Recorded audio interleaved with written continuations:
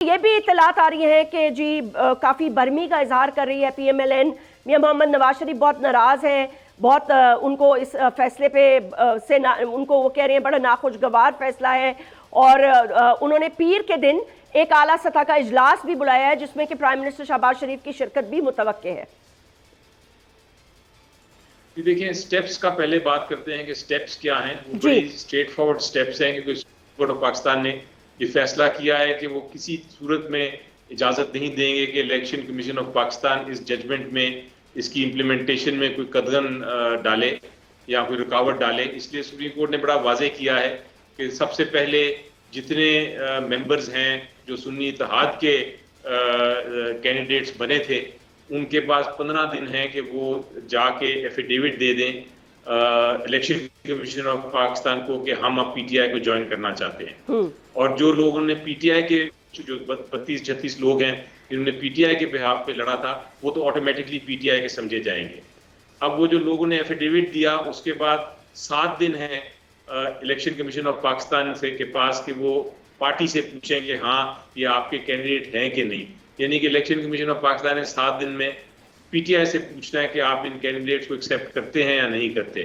जब PTI कह देगी कि हम करते हैं तो फिर वो PTI के मेंबर्स बन जाएंगे।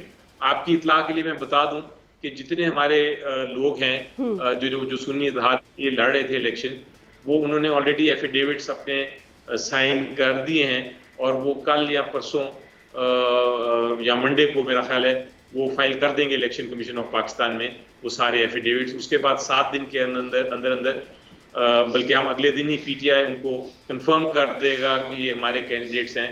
तो मेरा ख्याल है बहुत जुमेरात तक या जुमे तक अगले हफ्ते में वो इलेक्शन कमीशन ऑफ पाकिस्तान को नोटिफाई करना पड़ेगा कि ये PTI के कैंडिडेट्स हैं। तो ये तो है प्रोसीजर कि अब इसका रिजल्ट क्या होगा।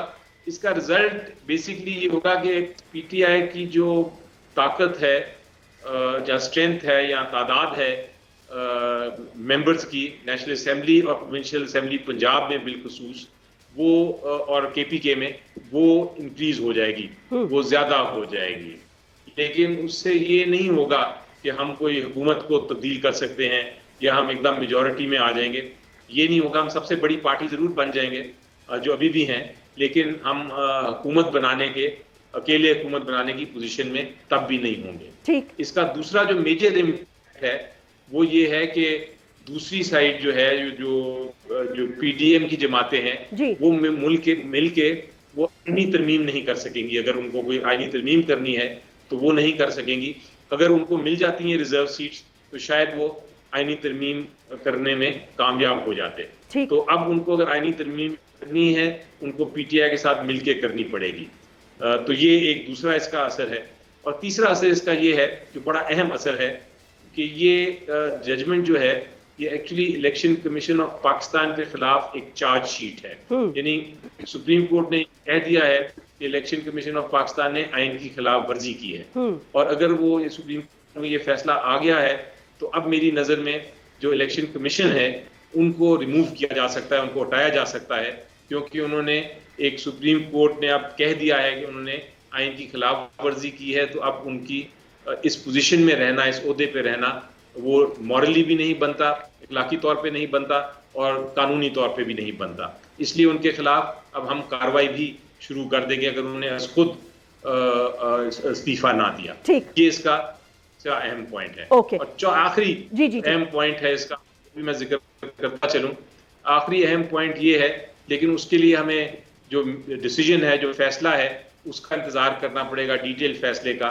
इसका आखिरी ये पॉइंट भी हो सकता है कि जो सेनेट के इलेक्शन हुए वो फिर शायद दोबारा हों, क्योंकि स्पेशली पंजाब से और जो नेशनल असेंबली में आए लोग, क्योंकि नेशनल असेंबली से सेनेट में गए वो असेंबली से सेनेट में गए, पंजाब असेंबली से, वो उनको दोबारा इसलिए इलेक्शन करना पड़े शायद कि वो अब तादाद ज्यादा हो गई है तो हमारी PTI की सीटें सेनेट में पंजाब से ज्यादा बनती हैं। तो हो सकता है वो पूरा इलेक्शन तब्दील हो, और अगर वो इलेक्शन तब्दील हो तो फिर हो सकता है प्रेसिडेंट का इलेक्शन और बाकी इलेक्शन भी इफेक्ट हों। सब्सक्राइब करें और बेल दबाएं ताकि कोई खबर रह न जाए।